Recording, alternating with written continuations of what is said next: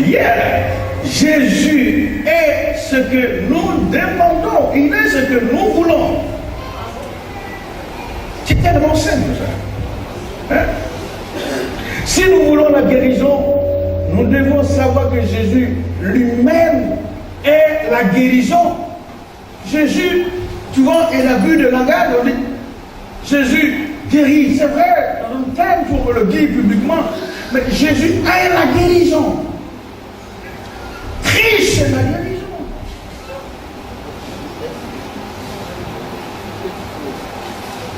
On ne peut pas donc laisser la guérison et demander la guérison. Alors c'est lui qui est la guérison.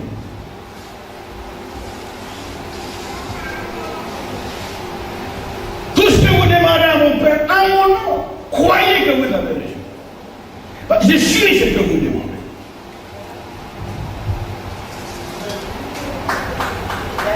Christ est ce que tu demandes. Il n'est pas différent. Souvent, vous savez, c'est ça qui retarde la prière. Christ est l'accomplissement de toutes les promesses.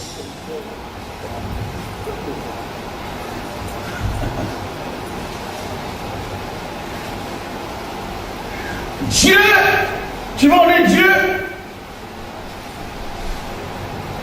va te bénir. Dieu, Jésus est notre bénédiction. Aucun démon ne peut nier cela. Vous ne pouvez pas dissocier Christ avec votre bénédiction. Il est votre bénédiction. Il est notre guérison. Christ est notre délivrance. Satan ne peut pas nier cela.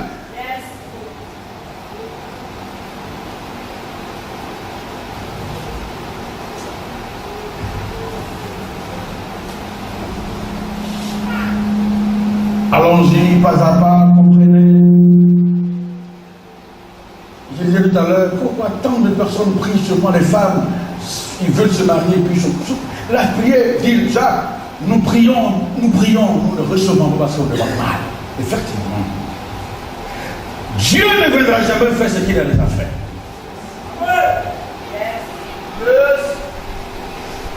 Et Dieu ne fera jamais à ta place ce que tu dois faire. Jamais. Jamais.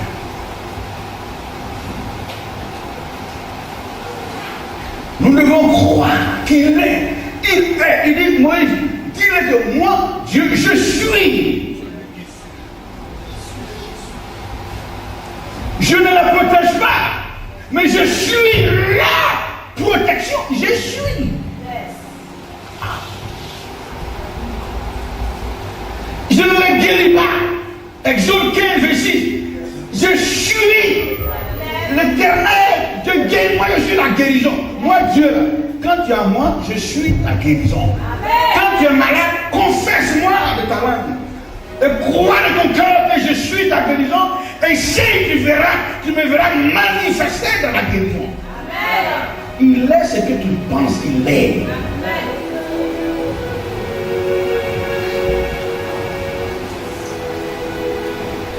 Seigneur, protège mon nom. Jésus, ma protection. Satan,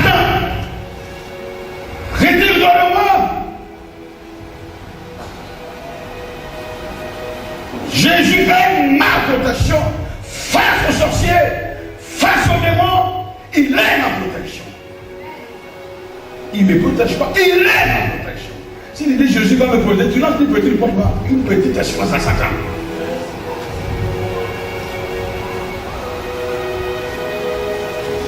Alors, accepter cette formule de prière, c'est la confession de ma prière, et réaliser que Christ est ce que vous voulez. Si nous voulons la guérison, nous devons savoir que Jésus est lui-même la guérison. Et celui qui veut obtenir la guérison doit accepter d'abord la guérison elle-même d'abord. Avant, il voit la démonstration de cette guérison s'accomplir. C'est ça le principe de la foi. Nous lisons dans Jean 14, il vous parlera Je vous ai toujours dit, ne négligez pas la parole de Dieu. Romains 10, il faut confesser les voix que vous croyez. Et Jésus, est-ce que vous êtes et votre salut, alors vous verrez la source du salut. Ayez la foi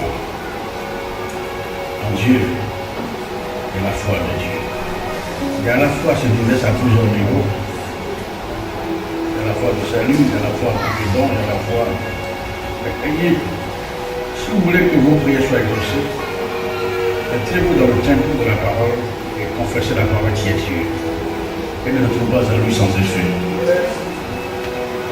Mais, quand on parle de l'imposition des mains, lorsque vous saisissez sur la voie que le Dieu va prier, l'imposition des mains est un mystère. C'est une pratique. Alors, beaucoup de gens sont malades, mais ils obtiennent parfois leur guérison qui n'est rien par l'imposition des mains. Ou bien sous d'autres mots, mais l'imposition des mains, quand vous le respectez dans son sens réel de Dieu par rapport à la parole, produit toujours un miracle. La maladie a accès à l'homme, mais parlé de quoi? C'est vrai, on peut être malade de différentes sortes, mais la majorité, le péché entraîne plusieurs maladies, plusieurs maux d'ailleurs. Si la maladie a eu accès à l'homme lorsque l'homme a perdu sa communion avec Dieu, juste après la désobéissance, parce que c'est le péché qui a permis à la maladie d'avoir accès à nous. Le péché est la racine de certaines maladies. Le péché est la porte par laquelle souvent le diable utilise pour nous atteindre. Un homme qui vit dans le péché, il a ouvert, il est explosé. Vous savez que la race humaine est atteinte de plusieurs souffrances à cause du péché. Mais au-delà de toutes ces choses-là, après la chute, ce qui est merveilleux, c'est que Dieu a trouvé un point de sortie. Dieu ne fait rien par le hasard. La guérison, Christ nous a offert, il est lui-même notre guérison selon Isaïe 53, 5. Il est membre cela. Je vous invite à lire la Bible à la maison. Genèse 1, verset 26 à 31. Psaume 139, verset 14. Dieu nous a créés si merveilleux qu'il ne faut pas que nous soyons malades, qu'on souffre. Mais souvent le péché donne accès au diable pour nous atteindre. La vie que Dieu souhaite pour chacun de nous, que nous ayons notre position chère. C'est très important. Mais pourquoi on a cette position? La solution est simple, c'est d'accepter Jésus comme son Seigneur et Sauveur. Si quelqu'un est là qui ne connaît pas Jésus, fais la paix avec lui. Il est celui que tu fais. Il est ce que tu fais. Ce n'est pas la peine de te fatiguer. Mais si le péché a engendré, alors qui peut produire donc le pardon du péché? Christ le pardon. Dès lors que nous acceptons Jésus, que nous sommes pardonnés, et que le péché n'a plus le pouvoir par le sang de Jésus. Du coup, les maladies qu'on a le corps, c'est lié, qui ont été provoquées par le péché, sont expirées sans effet. Mais, des fois, il y a des conditions qu'il faut remplir pour obtenir Christ, en se focalisant qu'il est ma guérison. Il faut d'abord accepter qu'ils sont la guérison. C'est la première des choses. Il faut pouvoir se décharger. Je pense qu'il fait des soucis selon 1 Pierre 5, 7. C'est le chant. En donnant ce que nous sommes et en reprenant ce que Christ est, on donne notre faiblesse, c'est ce dont nous souffrons. Et il a dit, déchargez-vous sur moi. C'est très important que nous comprenons après cette passation. Mais une chose importante, essayons de prendre le contrôle de nos pensées, parce que beaucoup de choses se produisent, sécrètes, à partir de la pensée selon Job 3, verset 25. C'est ce que je pense qu'il m'arrive. C'est pourquoi Paul nous interpelle en Philippiens 4, oui. Ayez les pensées pures. C'est que nous devons nous habituer à des pratiques en tant qu'enfants de Dieu, c'est-à-dire que confesser notre vérité, c'est la parole de Dieu. Ça, il faut le savoir. Il faut savoir apprendre à confesser Christ, notre vérité. Nos pensées doivent être fixées dans la méditation de la parole de Dieu qui correspond exactement à la situation dans laquelle nous sommes. Il n'y a pas d'autre remède d'ailleurs qu'en rappelant la parole de Dieu, Dieu ta mémoire par la parole. C'est très efficace. Quand j'ai vu mon épouse prier, il fait de longues prières. Il dit, mais pourquoi il peut prier la nuit jusqu'à matin? Mais un jour, je l'ai trouvé en train de prier. J'ai trouvé qu'elle était en train de prier la nuit. Elle dit, ma force est dans la parole.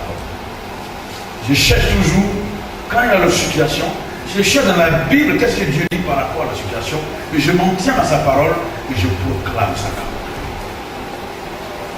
Et c'est le moyen le plus efficace dans la prière. C'est pas ce que nous disons qui intéresse. Le rappel de la parole de Dieu par rapport à la situation. Et la parole de Dieu, c'est une ordonnance que Dieu nous a prescrite. Le Nouveau Testament et l'Ancien Testament, ce sont des testaments que Dieu nous a laissés. Le testament ne peut être valable que quand celui qui a donné le testament est mort. Mais Christ est parti. Nous sommes là par son esprit vivant. Alors il faut toujours revenir à l'Ancien Testament, qui est notre héritage, qui nous donne droit à un certain nombre de choses. Mais si vous ne rappelez pas à Satan dans le testament qui vous tient, c'est que vous êtes un homme qui ne connaissez même pas votre droit, qui ne sait même pas ce que votre peuple est allégué. Vous avez des immeubles peut-être, comme on dit dans le monde. Vous avez peut-être des armes en banque. Mais si vous n'êtes pas conscient que dans le testament auprès de notaire, ce sont des choses qui ont été prescrites, vous passez pour être un clochard. C'est ça l'église. On a tout dans un livre qu'on appelle la Bible. Où il y a l'Ancien et le Nouveau. Dans l'Ancien Testament, il y a des prescriptions, il y a des paroles qui ont été dites, il y a des choses que les prophètes ont faites à travers les actions prophétiques. Dans le Nouveau Testament, Christ est venu continuer. Mais il nous faut simplement et purement croire à ce qu'il nous a laissé, qui est notre testament, et faire un rappel à celui qui a laissé. Et dit à Satan, non, je ne suis pas celui dont tu penses, je suis le fils de Dieu. Héritier de Dieu, co-héritier. J'ai mes droits. Quand il est malade, il dit non, avant, mais maintenant Christ est ma guérison. C'est tellement simple à faire. Rappelez-le, qui vous êtes en Christ. Et vous allez voir que vous allez être des chrétiens champions, des gens victorieux, des gens puissants. À l'école, partout où vous êtes, quand vous savez qui vous êtes, et en qui vous avez cru, et celui qui est en vous, comme Paul disait, ce n'est plus moi qui vis. Si vous avez cette connaissance, votre vie chrétienne est une vie de victoire. Vous allez de victoire en victoire, de progrès en progrès, d'apothéose en apothéose. Parce que là où les gens sont en train de pleurer et crier, vous gardez votre sérénité, parce que vous avez le remède. La parole de Dieu ne touche jamais à votre Père, sans avoir compris. Alors c'est ça qui est important pour que nous vivons par rapport à sa parole.